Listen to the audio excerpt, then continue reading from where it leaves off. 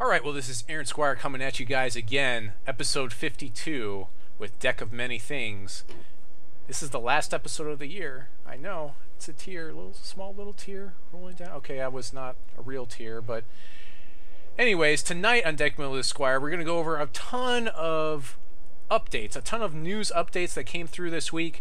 There were like 5, one for every day of the week. We're getting ready for Set 2. Set 2 was going to come out on the 2nd of December or November, what did they say, 32nd? Or yeah, the 32nd of November, and it's been pushed back again.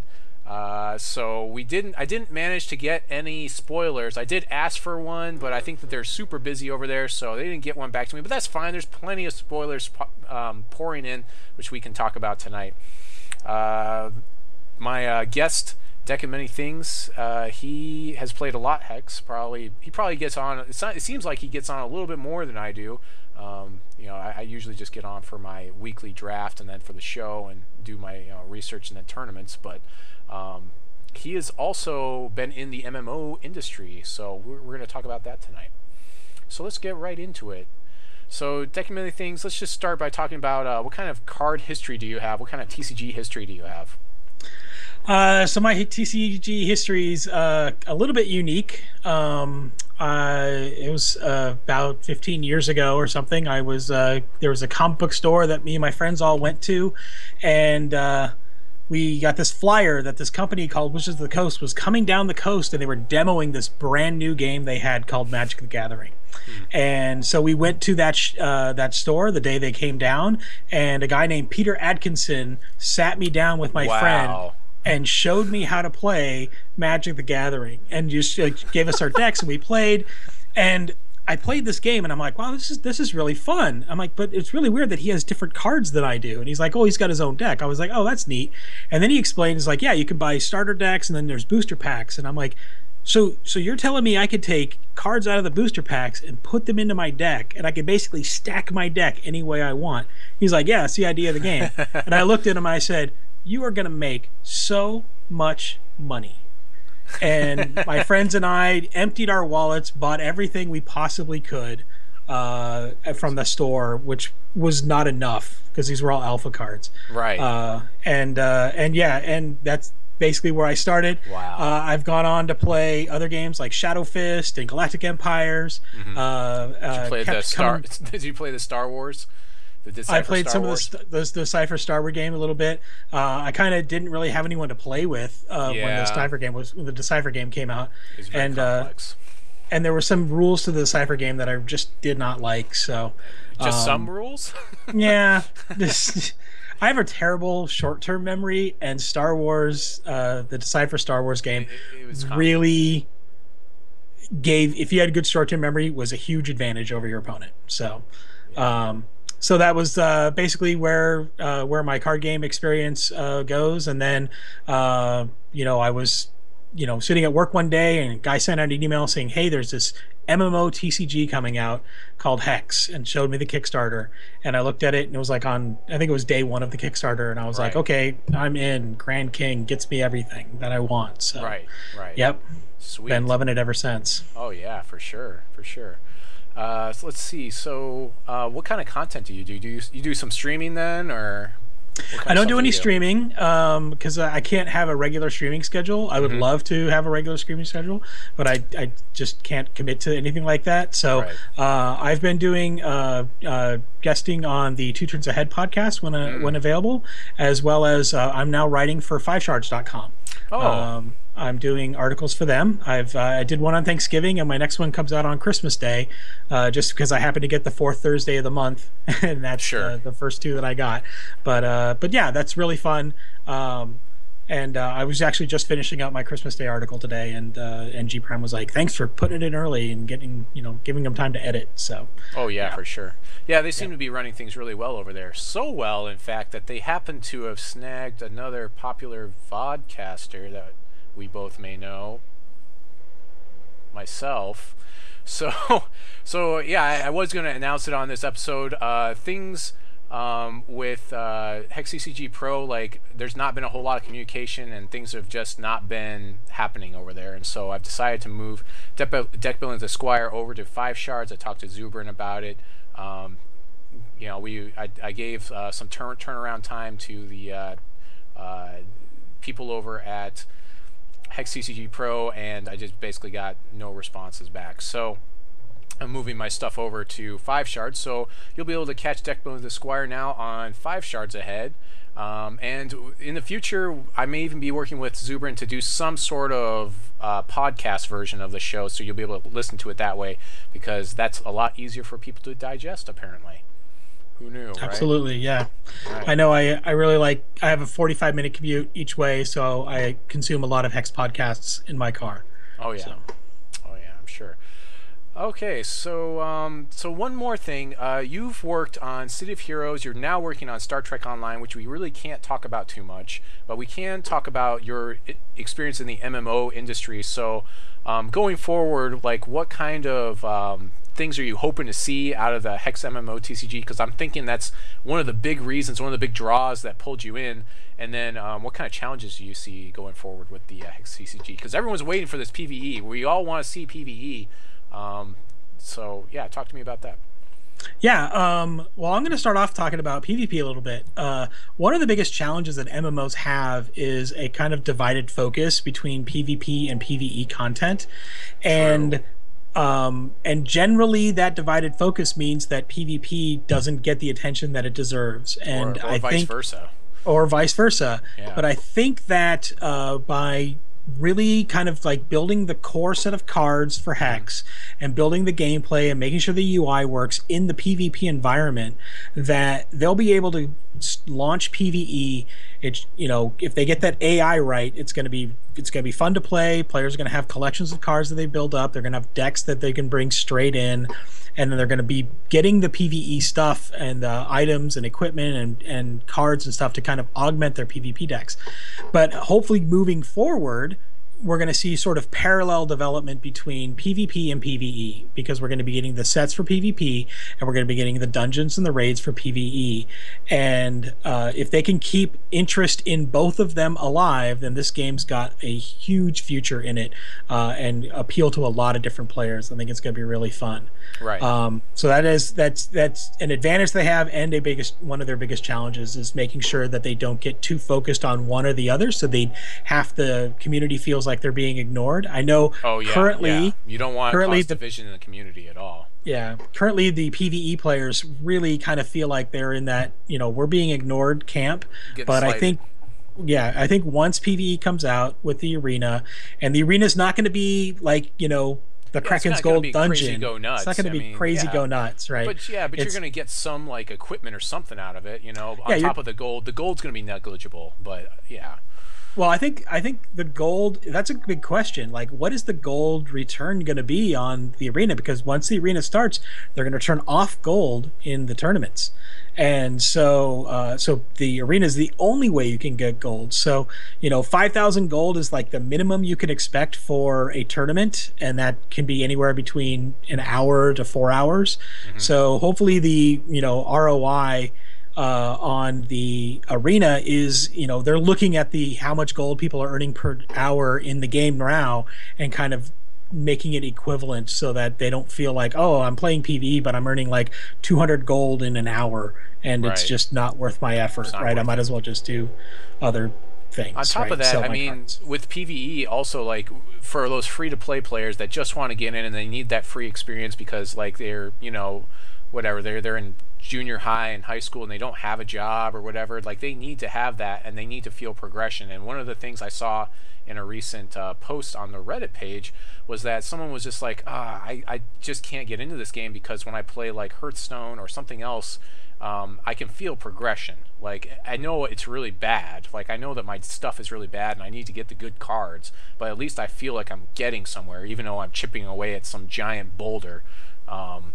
So I think the PvE is going to help out with that a lot. Yeah, Sure. I think it is. I think it is as well. You know, a lot of those free players, a lot of those Kickstarter backers who backed anything other than the PvP tiers are looking forward to, you know, playing kind of the game that they've been promised, right? That MMO those raid TCG, leaders and whatnots. Yeah, the raid leaders, the dungeon crawlers, and out there. So yeah, and I've got like 4 guys at work that are like, "You're still playing that Hex?" I'm like, "Yeah." They're like, "Let us know when PvE's in."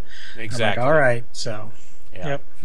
So let's move on to some of the updates here. So there were updates all week, so we're mostly going to look at the cards here. But the first one is basically talking about the Accidental Knight, and then there's one of the characters that actually got made into a card. His name is Alwyn, I think. Alwyn, yeah. Alwyn. Okay, see, I still haven't read it because I don't...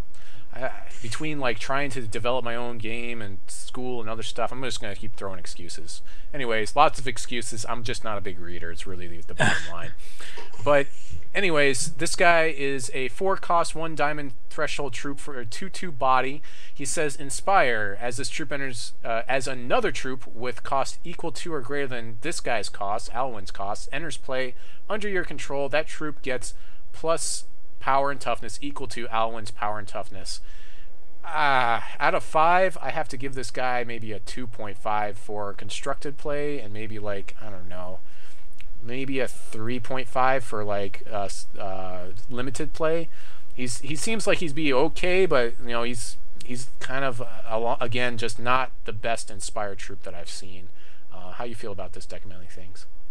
I think he's deceptively good. I think when comboed with things that are going to reduce his cost, so he's going to be throwing his Inspire on a lot more guys. For sure.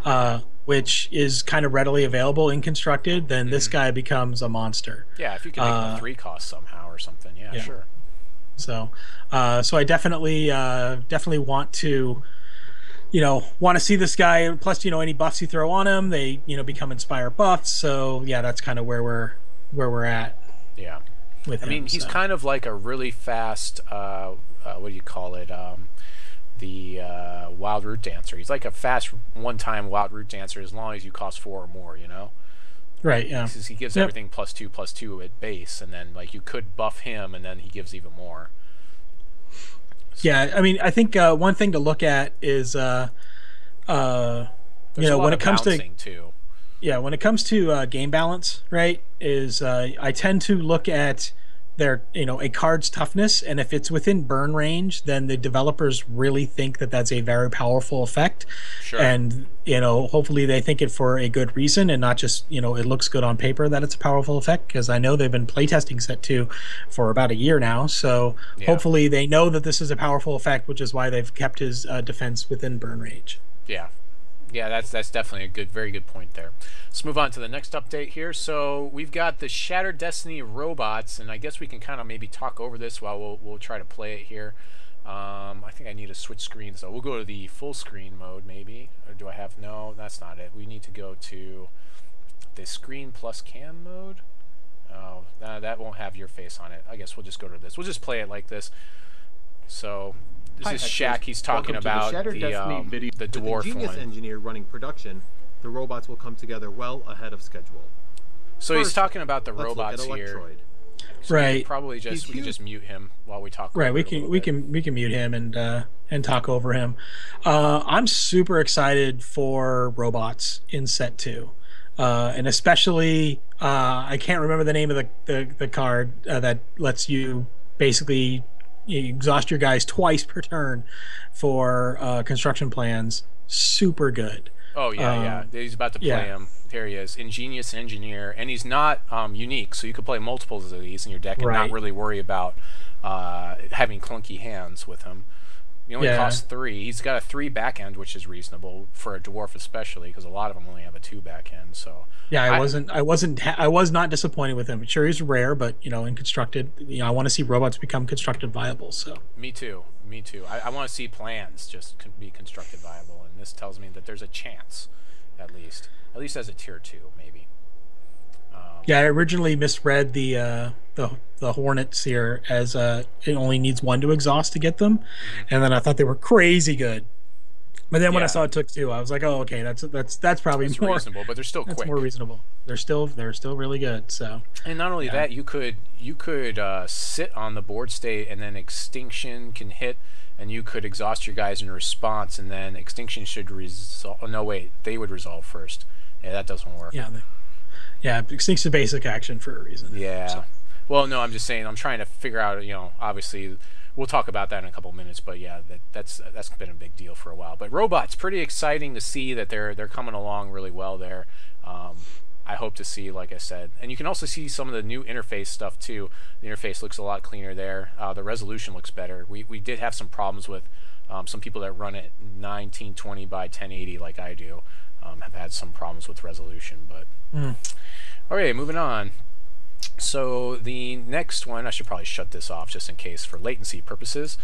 The next preview here is a bunch of dinosaurs. And so you've got this guy that of course I can't read the card from here, but he basically allows he's a 3/5 that lets your dinosaurs come into play with speed, so they can attack the turn they come in. Savage Lord, and he is also not unique. For a 4 cost, he's a really beefy body, so he's definitely going to see some play. His troop type is Chromag. yeah, a new race that we hadn't seen before. On top of that, he also just draws random cards out of your deck and puts them into play. So, I mean, he's a crazy card to have to reestablish after that wonderful extinction that we've been seeing so much lately. Yeah, I'm really kind of excited for what this guy is going to be able to do. I mean, basically, if you've got enough dinosaurs in your deck, and if you have pack raptors, you should have enough dinosaurs in your deck. He's going to be basically drawing you 2 cards a turn and playing 1 for free, for each copy of him that you have out there. So yeah, that's really good. Playing him for free and giving him speed.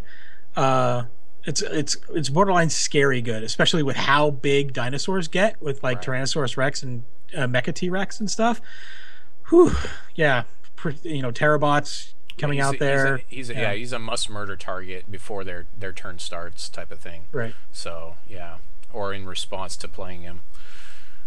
Okay, so moving on to the next update, and so we had the VIP tournament last weekend, or 2 weekends ago actually, right? Was it last weekend? Last weekend. It was Thanksgiving weekend. Yep. So there's basically maybe 4 different decks you could count that were showing up, but what we saw a lot of was, of course, Gore Feast. Saw a lot of play, the Ruby Sapphire Gore Feast. Anything that ran, it was usually Blood Diamond, but there was also Mono Blood, but basically your typical Extinction deck, Blood Diamond control type of deck with those wonderful Inquisitors.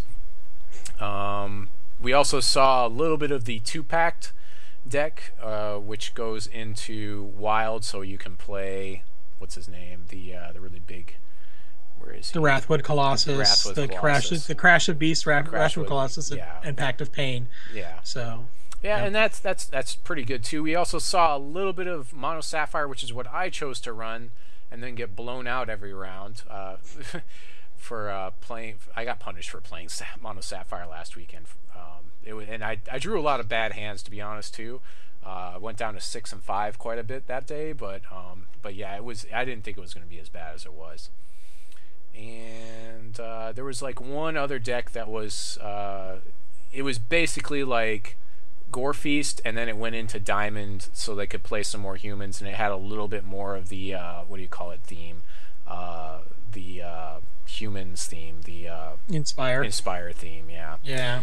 And yeah, I think he might have been playing on like the last one of the week where like there may not have been as much competition as well. But Well, there was on Friday morning they actually started a second tournament that I think barely had 16 people in it. right. So there's definitely probably some less competition in that second one. Yeah. So, I mean, I think that probably the worst one to play was on Saturday afternoon. We were talking about this earlier, because that's the one I played in, where I saw tier 1 decks every round. No matter when I lost, if I got paired down, I was still playing against either Blood Diamond Control or Gore Feast all day. It was pretty mean. So, I mean, what do you think this means for the format, though? I mean, we've seen so much stuff with Extinction, but then we've seen some cards in set 2 that are basically saying no to Extinction or trying to. Do you think it's going to be good enough, or do you think that Extinction is going to be super dominant like it is right now? I think Extinction is gonna be hit, and it's going to be played less because there are a lot of answers for it, especially in the decks that don't want Extinction to be played against them. Anything that's like a Wild Weenie deck or the Diminutive Diamond decks, something that's going to put a lot of troops out on the board, and hopefully they stay there. Because playing my Blood Sapphire deck, I would watch people drain their hand to get all these troops out on the board, and I'd be like, okay, I'm gonna win now. And a lot of cards in set 2 are like, oh, get all your dudes back from the graveyard, and Right. it's like, all right, well, good thing you played Extinction. So it's really gonna. It's that I think our card's really gonna take a hit. Well, what card I think is not really gonna take that big a hit, which should, is Gore Feast, because I don't. Other than Fish Hands or whatever Fish Hands has been renamed to, I don't see a lot of cards specifically to fight Gore Feast. And I think there are some cards out there that actually make Gore Feast a little bit better than Just it so was. everyone's aware, we haven't seen another Countermagic yet, but there was a card that was called Fish Hands, which is counter target non-troop spell, and and I believe it costs 2, and it's like 1 diamond or one sapphire. One sapphire, So 2 cost. yeah, so I mean, that is a card that will definitely help out with draw go-ish type of decks that I typically like to play. Yeah, it's going to be interesting. It was called Fish Hands in Gen Con, and we've been kind of told that its effect is on a different card, and the name Fish Hands is on a different card. So we look forward to actually getting the final spoiler list, hopefully some point before Set 2 comes out, but probably when Set 2 comes out. It'll probably, yeah, once Set 2 comes out, you'll see it all in your client. So yeah. So yeah, moving on. Let's move on to the last one. They talk about Invincible during this preview update here, so we'll just fast forward to that. So it's basically a diamond card. A lot of diamond cards have Invincible type of a trait. So there's this Pegasus that you see. It's a 3/3 Pegasus. It's 2 diamond threshold and 3, and you can sacrifice it, and all of your troops have Invincible until the end of turn. Then there is that other card that we saw, and I forget what it's called, but basically it's 5 diamond threshold and 1 cost. Noble Heart, and you can give a troop Invincible.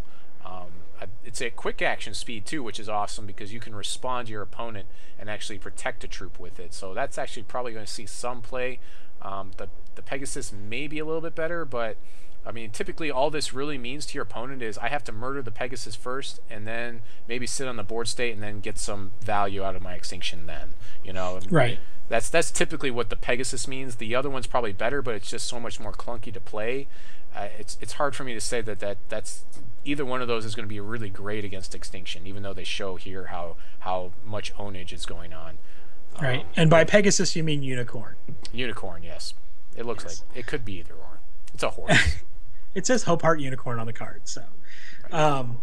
Yeah, I'm actually kind of excited about Noble Heart because although it does have that huge diamond threshold to play it, it is permanent invincibility, and I think everybody who's played Hex can go through in their head and say, wow, X card with permanent invincibility on it is crazy broken.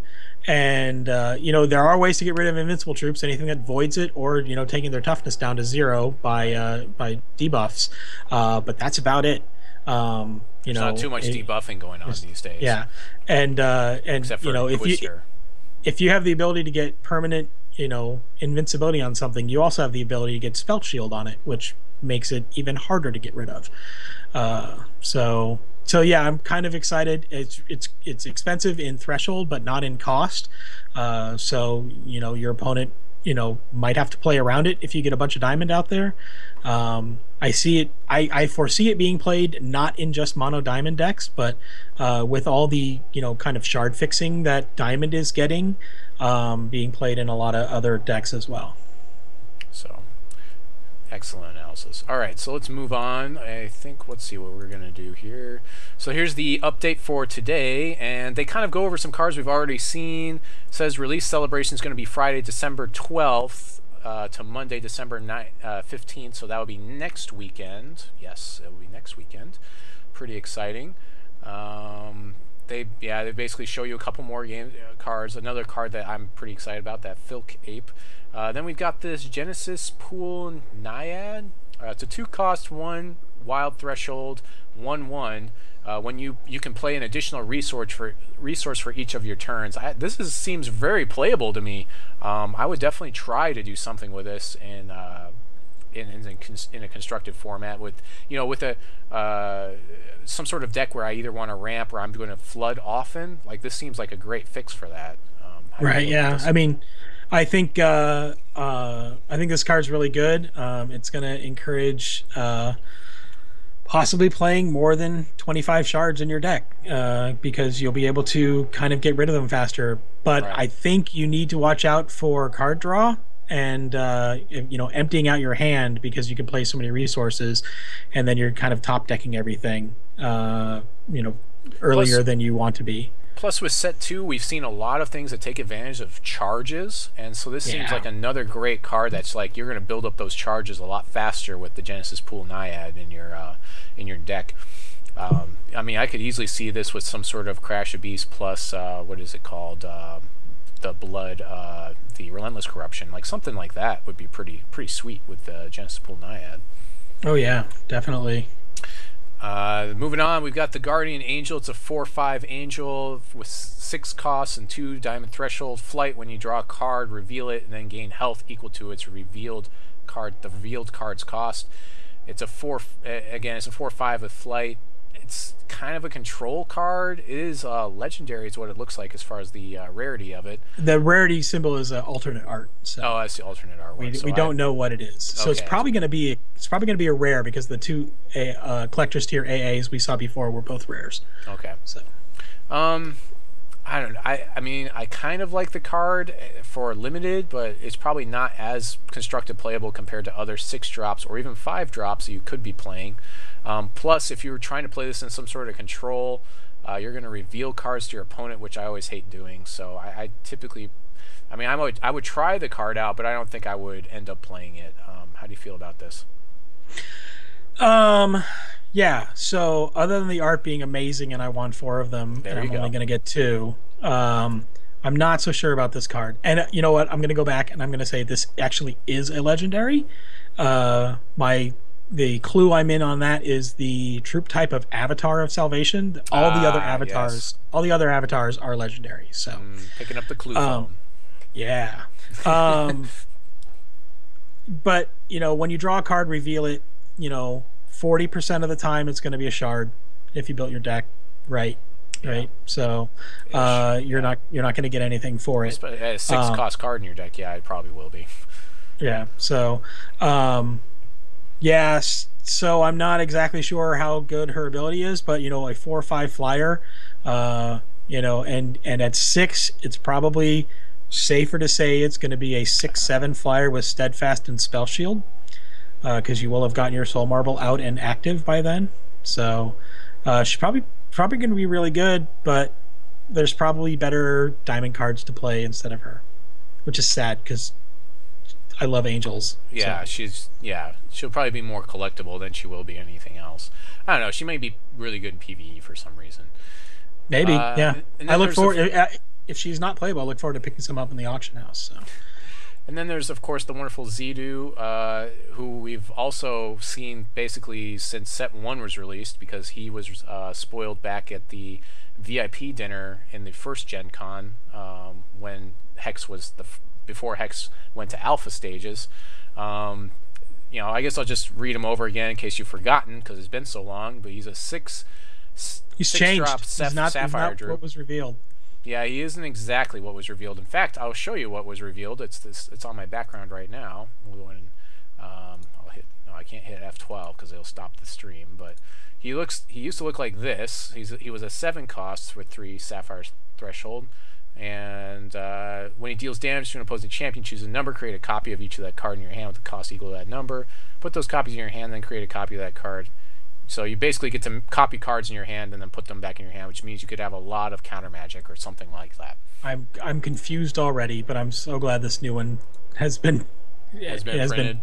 been printed, yes. So the new one says, when it deals damage to an opposing champion, draw cards equal to the highest cost amongst the cards that you control. So he's going to draw other cards you control. Other cards you control. So if you have no other cards in play, he draws nothing. I don't know. He's definitely not as powerful. He still is 3 Sapphire. I'd rather he... It would have been nice if he was 2 Sapphire, so he would have been more splashable with like Wild or something. Because we have seen that Wild and Sapphire have kind of had a little bit of a good relationship lately. So I could have seen him going into that deck until I saw 3 Sapphire. But if you can play a Gralk, you can play Zakiir. But you're playing like 2 Gralks. You know, with this guy, I mean, I would want to play 3 of them. And when I'm playing Gralk, I want to play 4. You know. Okay, I just think that if Zito is going to be attacking, you're going to be drawing 5 cards because you're going to have a Gralk on the field as well. So it's possible. It's possible if you decide to go that direction. I mean, that could be an interesting deck too. With if you go into Wild to ramp into it, with time mastery time and some of the other things that are available to Sapphire. And there's also Sapphire fixing cards in the human spoiler that we had last week. So I'm not sure what Mancubus is to answer Armies of Mordor in my channel. Okay. Mancubus is an avatar of Lust and a rare. You are correct. Yeah, and they did point out earlier also, like, here's the actual cards, and so they're rare. Oh, okay. All right. So correction noted. Correction noted. I was guessing. Sorry. I hadn't done enough research. So I wanted to build a Dwarf Plans deck, but I don't know. We don't have the cards in TCG browser, so I'm not sure exactly what to build. So if you guys have something, say something in the next 30 seconds, but we're going to keep talking about what we're going to build tonight. And I actually haven't even started the deck yet, so I'm going to go ahead and we'll just call this like the episode. We'll call this the 2014 final deck or something. We'll call that create deck. We'll call this. Is this the final set 1 deck, or are we throwing? This will be the. Well, no, we can use set 2 cards for sure because it's just around the corner. So I'd love to do that. Sure. 2014 episode 52. We'll just call it that for now. I'll probably rename it later. So what should we build today? What are we going to build tonight? Probably pick out PvP. We can do that first off. We could build something maybe with Zakiir. That's pretty exciting. Oh yeah, let's see. What's his? So Zakiir is Ruby card, and he's 3 Ruby and 6. He's a flight troop. At the start of your turn, create a random power of Zakiir card and put it into your hand. So this is this feels like I want to play 5-color control type of deck. With this. Yeah, but 3 Ruby threshold and 5-color deck's hard. Well, sure. Right now it is. Destroy each. So one of his. So he creates any of these. So this one, destroy each opposing artifact. Each opposing champion loses 4 of their active resources and their reserves resources, or whatever you want to call those. Basically, they can't generate 4 resources anymore.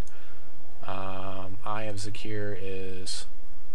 Draw 3 cards, then deal 3 damage to target champion or troop. Let's see. So basically, he gives you a lot of card advantage because he produces cards like every turn. Yeah, but it has to be at the start of your turn, so he has to live past you playing him. So what are you thinking? Are you thinking Ruby Sapphire, or probably to get you some control to get around to that next turn of yours? Oh, here's another one I haven't seen yet. When a Venom enters play under your control, create a Spire spawn and put it into play. And then 2 Sapphire threshold. When a Spire deals damage to an opposing champion, draw a card. That was the card that 5 Shards revealed. I actually wrote the spoiler for this one. Okay. So I've already kind of built a deck around this guy. So okay, well we want to do that then. Yeah. We'll probably go into Sapphire. I want to build wild stuff, but I don't have the cool wild cards, and I did build a wild card with someone else earlier. Let's see, what is this? Time Step Magistrate? What does this guy do? I haven't read the cards, to be honest. Void another target human, then put voided card into play. Well, that's pretty sweet. Yeah, Time Step Magistrate is really good. when you're playing a straight human inspire deck, because when they come back and play, they get re-inspired by everything. So speaking of which, we'll just take a real quick segue here. I'm going to pull up Colin's card real quick. Yeah. So we'll take a look at this. Okay, so I'll move it over here like this so we can see it. There we go. So he's a 2-cost Sapphire Threshold 1/2. You can see Colin's face right there as a wizard. It says when he enters play, it gets random inspire power so that he can give to other people. So, I mean, originally when I first looked at this, I was like, it's pretty good, but I feel like they could have done it, amped it up just a little bit more, just a hair more. For Colin, because he's done so much for the community. He's definitely playable. He's definitely you know, if he's in your first pack, you pick him because he's kind of a bomb-ish. He's just so good in the limited sense, but I don't know in the constructed sense how great he's going to be.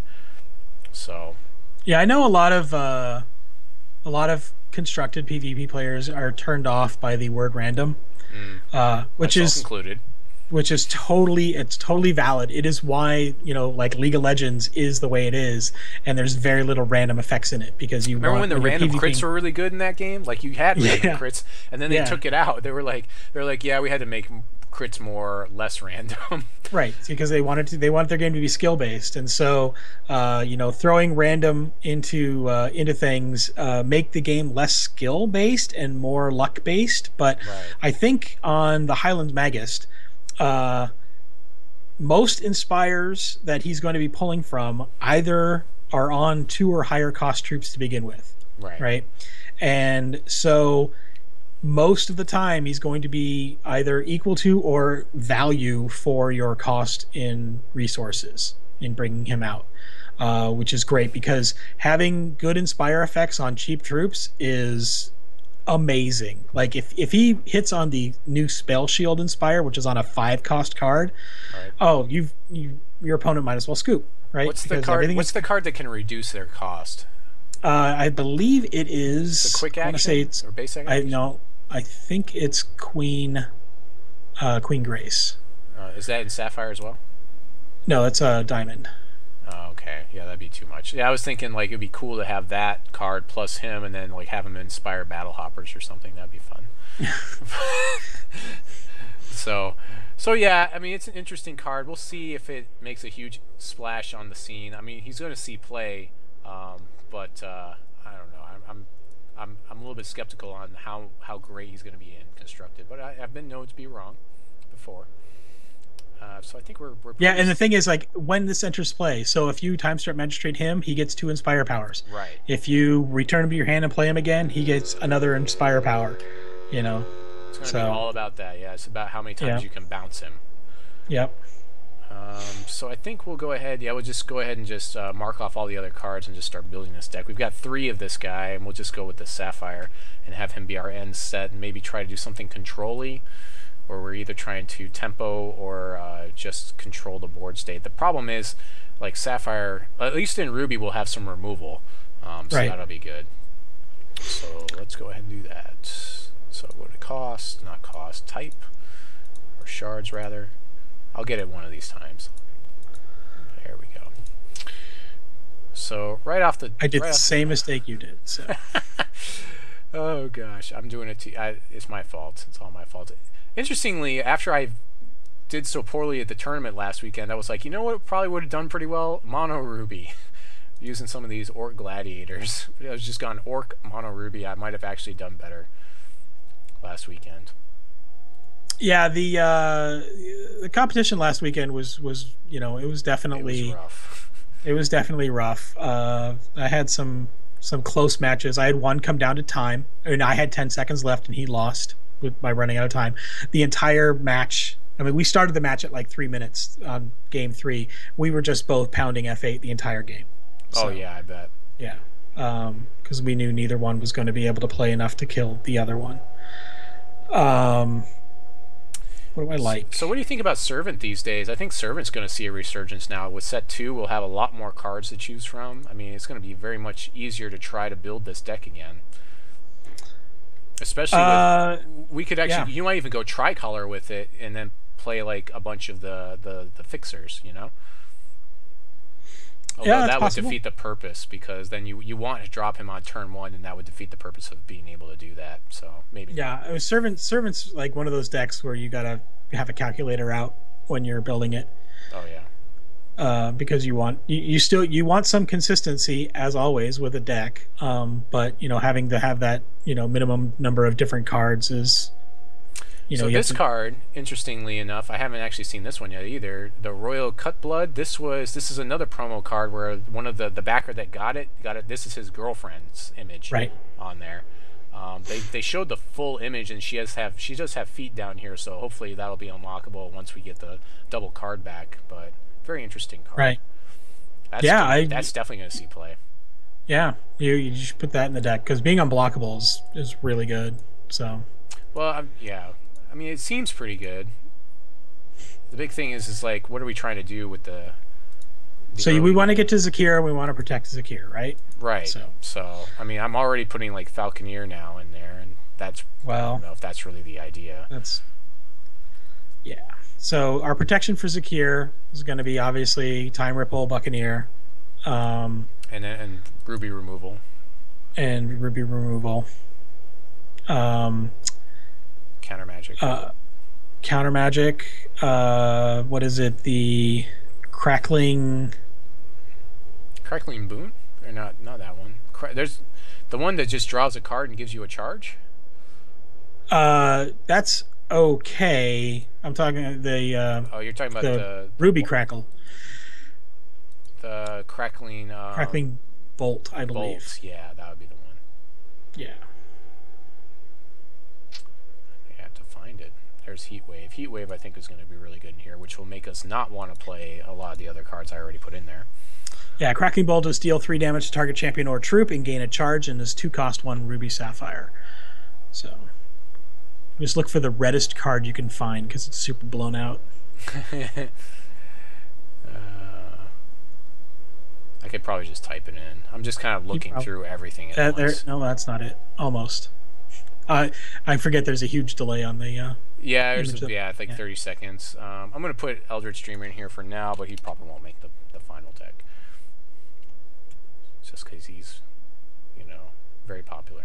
I had somebody crown me in the tournament too. They played a Crown of Primals after on their their deck, what's it called deck? The Gorfeast deck. they use Crown of Primals. Sure. That's entirely valid. I had someone try and Crown of Primals on me as well, but I had a Time Ripple in my hand, and I felt really bad for Time Rippling his guy away. This is kind of an exciting deck for the Wild Ruby idea, because you could play this, and then your opponent now has to draw back up to get to their extinction range, because it makes it so they can't play extinction. And then if you're playing ramp, you could save it and then ramp right after you play him, which is kind of neat. Yeah, if you want to throw in, I mean, there's the new card. I don't know if it's in the builder yet. Yeah. We've got Crackling Wit also, but that just basically draws us a card. It's probably going to see play, especially in decks that run a lot of troops that like gain power and toughness off of charges and stuff like that. Crackling Wit basically is 2 resources, gain a charge. Cantrip, gain a charge. Yeah. Which, if you have a charge-based deck, is definitely worth putting in your deck in quantity. So. Oh, for sure. Not sure if we're gonna play these. You definitely want the best tunneler in the game. Fissuresmith? In my opinion, Fissuresmith. Yeah, we passed him by. I'll go back up and get him. Fissuresmith was up here. Yeah, I was looking at him. He's definitely good. He destroys troops. Yeah, he only tunnels for one turn, so they have to have their angel in play first. So you wait to play him, basically. Right. Yeah, you wait to play him, but you're gonna every time you as the opponent have board presence and they tunnel a troop and they're playing Ruby, you pretty much have to assume it's going to be a Fissuresmith in constructed. Oh yeah, for sure. So and that's going to be the big bluffing game when it comes to tunneling. Yeah, tunneling is going to be so. It's going to add so much to the game. Yep. Let's see, Archon. What's this Archon do? It's a major minor. Put from your hand into your deck. Shuffle. Put this from your hand into your deck. Search your deck for Archon of Nuzulon. Yeah, armies points out that it's good for ground troops, not for angels. Oh, so, okay. Well, Fissuresmith, but that doesn't help us at all then. Well, it helps us a little bit. It definitely helps us. Most troops are ground, so. Target troop you control gives +3/+0 Swift Strike. This is pretty sick too. This Adrenaline Rush, but it's only for the turn. That'd probably be more of an aggro card. Right. Let's go ahead and throw some shards in here. So we'll go ahead and say shard at the top of the screen, and we got about 13 minutes to finish this deck. Just gonna. So we probably actually don't need to run 4 Shards of Fate anymore. No, but Shard of Innovation now. Is that the one? Yep. Where is it? There it is. Yep. So there we go. That's our Ruby and Sapphire one. You might still run like maybe 1 to 3 of these, depending on the deck. But yeah, Shards of Fate's going to see a lot less play unless you're into 3 shards these days. Just go with 10 on each of these, and we'll figure that out in a couple of minutes. So let's look at where the curve is. It's actually not that bad. We actually didn't get that many 1-drops. I was thinking about putting the Archmage, or not Archmage, the Ancestors Chosen here, but that didn't feel quite like that's what we were supposed to do. Oh, some of the other control cards we didn't put in here were the Yesterday we didn't put in here, and we didn't put in the one that taps all my opponent's stuff down. We didn't put that in here. Stormcall. So actually, let's go ahead and throw those on the reserves for now. Stormcall. We'll just put it on the reserves, and we may play with it later. And there's no. And then what was the other one I said was Yesterday. Yesterday. It seemed my troubles were so far away. I know. I was actually thinking about playing the Stormcaller in my deck this past weekend. I put 1 on the reserves just for Gorefeast to see if it would help.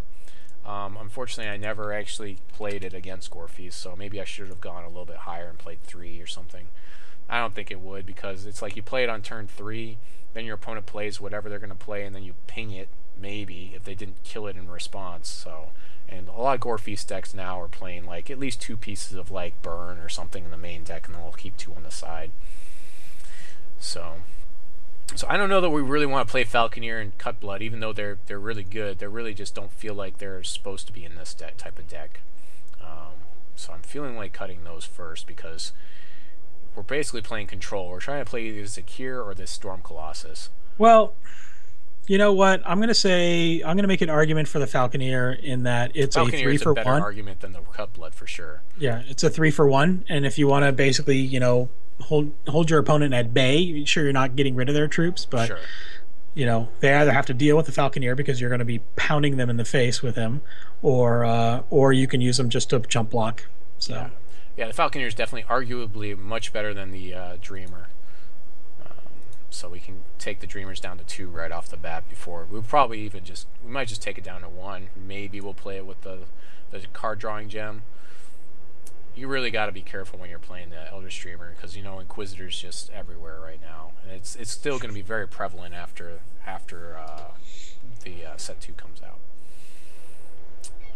Yeah, I'm actually you know kind of curious why, you know, whether we'll see a Sapphire Wild Dreamer with Dreamer in it with the +1/+1 gem to be kind of immune to to like the first time that they play Zentos, yeah, the first Zentos.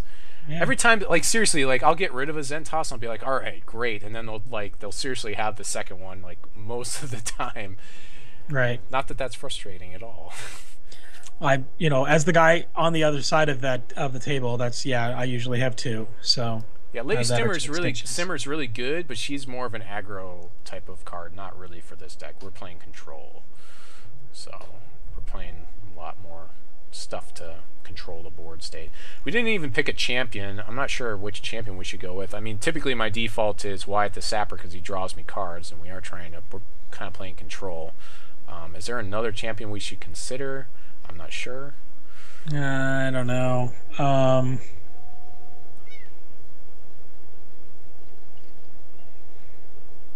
We have no real need for robots.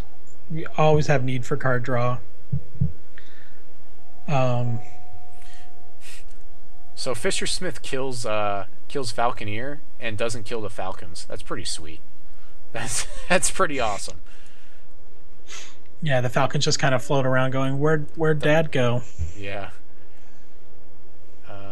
Let's see. Do I want to? I guess I can take Chaos Key. We'll just move the Chaos Key to the reserves because the deck is very.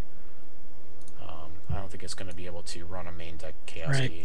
Yeah, Ivy Stone asked if there's going to be new champions. We were told there was going to be new champions. We had one Shinhair champion spoiled to us really early, like back in August. Yep. But we haven't heard anything since.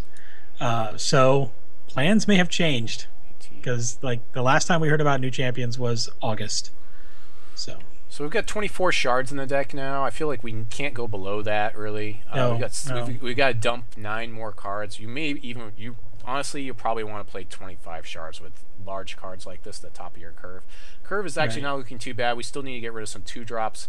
I'm kind of looking at Crackling Wit right now because it's not really feeling like it does enough. Oh no, yeah, we should get. Yeah, I mean, what Crackling Wit's going to do is going to get us to more card draw faster, or combo or something like that. Like Crackling Wit could go more in the what is it called deck, the one where you're trying to make a bunch of copies. It could go in that deck much more easily than it could in this one. Let's see, Countermagic Burn. In fact, I probably will try that. I think we want to. I don't know. The Fissuresmith I'm looking at right now. Maybe take it down to 2, or the Ragefire. Probably the. I've been playing Ragefire less and less lately in the control decks because it's just not quick action speed. I much prefer something that's quick action speed like Burn. Yeah, we have Burn and Crackling Bolt and Heat Wave. So yeah, we'll Ragefire. Move Ragefire to the reserves here. It's not that it's a bad card. It's just that its double threshold makes it tougher to cast, and it comes in against like high toughness troops like the Angel. Stuff like that, so we can just sit on it on our reserves, or if we feel like the game's just going to go long and we may have to burn our opponent's face, then we'll play the Ragefire. Right. It's not a bad card. You're not bad, Ragefire. We still like you. Not a bad card at all. Buccaneer is going to target our opponent's stuff, or maybe a Gralk or a Falconeer. That seems pretty good. We may actually have to play what's it called, Time Ripple in here, but I'm not sure. Time Ripple I like, but at the same time I don't like it because it gets rid of threats for a turn, and in some situations like versus Falconeer or something, like I can dump a Falcon because obviously if you bounce the Falconeer, then that's a ton of Falcons you're going to have Falcons, to fight. Yes. That's pretty bad misplay right there. So I am a huge fan of Buccaneer and Time Ripple. Maybe dump a Heat Wave. Maybe take Heat Wave down to like 2, and then put the others in the reserves. Heat Wave kills a lot of our own stuff. Yeah, so we'll probably do that and then play the Time Ripple. Right, because I use Time Ripple and Buccaneer to mess with Gorefeast decks. Sure. And because they want to get as many troops out there as possible, and if they are having to play like an Orc for 5 because you bounce it back and bounced them back, enough, then then they're hating you. Yeah, so like whenever I played Mono Sapphire versus the Gorefeast deck, it was all about who tempos who harder. That's all. Right. That's that whole match. That's all it was. It was like who draws more Buccaneers or more Time Ripples wins. That was basically the whole match was decided on that. But I'm feeling not too bad about this. We may not want to play this Eldritch Dreamer. You might want to go with another Time Ripple, honestly, instead. Maybe move him to the reserves. So I see the Storm Colossus there. What is he? He's just another like big troop at the top of the range because we can't really play. I can't play for Zakiir. I just can't do it with the unique value. But like, here's the thing: Zakiir comes out, you've pretty much won the game. Hopefully. I mean, if you can protect Zakiir, as long as maybe you want to put that's given Arcane that you Shield have, in, right? That's given that you have Time Ripple or Countermagic in hand. Then yes, you're in a good spot. And the resources to play them, right? And the resources to play them, which is a lot. Whereas Storm Colossus can come down, we can sit on the board and defend really well. And he's a must answer, and he's really hard for Blood Diamond Control to deal with. So we've seen him used to great effect lately. All right, you've convinced me. Yeah. So he's more counter meta than anything else. Like if we did not have Blood Diamond Control and we didn't have to deal with so much targeting, then he wouldn't be as good as he is. But I would even play one in the reserves.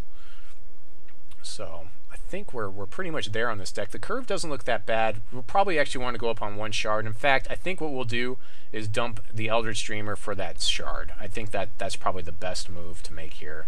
And get, like, we actually haven't done the count yet either. Let's do the count here. 27 Ruby to 28 Sapphire Shards, so we probably just want that additional Sapphire. Plus, we're probably going to play Wyatt the Sapper anyways, so that helps us get to that champion charge power. Do you feel any differently? I mean, I think we're... Yeah, I mean... Yeah, go ahead. I think we're good on the on that. Yeah, so... but yeah, again, like, don't take what we build on the show as gospel, because you need to basically take the deck and then start playing with it and then start tweaking it. Like, maybe you need 3 Time Ripples, or maybe, you know, Storm Colossus just really isn't, you feel like you don't need him, or maybe Royal Falconer is just not good for this deck, and so you can just swap him for Eldritch Dreamer or something with, like, Spell Shield, because that would be a lot of Spell Shield to have that Eldritch Dreamer in there with that. But there's a lot of different directions you could go with this, as far as the control aspects of it. Yep. So we'll just kind of go over the show now. So like I said, I have Deckofmanythings on. If you guys see him, make sure to say hello. I'm going to try to do some giveaways after this show, so stick around after we stop after I stop my local recording for the broadcast. If you're listening to this on YouTube, make sure to comment, like, and subscribe. I always appreciate all of you people out there, and I try to do some cool giveaways, like the 3-pack giveaway that we did a couple of weeks ago that bankrupted me. You know, we've got you know, pretty good stuff going on here. We built this Sapphire Ruby deck that has some control elements using some of these cool set 2 cards like Zakiir and the Fissuresmith, and of course the new Shards. And we also talked about some of the Hex news and a lot of the exciting stuff that's coming out in set 2, so hopefully we'll see that stuff pretty soon. So Deckofmanythings, you want to, I guess you pretty much just come on Shardcast, right? So I was going to let you plug your channel, but you don't do a Twitch, right? No, you definitely read the articles on 5shards.com. And as a matter of fact, Christmas Day is my next article, and I recommend anyone who is interested in Christmas presents to read the article and comment on the article on Please, Christmas Day. Yeah, feedback is awesome for us. It really tells us, like, gives us a good direction and where to go. And like everything else too, like if you want to submit a deck to me, you can comment on my YouTube channel or send me a Twitch message, or you could send me the message through my Twitter. And if you are a content provider and you want to come on the show, just message me and we'll set it up, and I will get you on the show and promote you and help you get some viewers as well. So that's pretty much it for the episode tonight. I feel pretty good about it. You feel pretty good? It was great. Yeah, thanks. Yeah, it was good. All right, so until next time, it's Aaron Squire signing off, saying God bless you and your families. Try not to rage too much out there.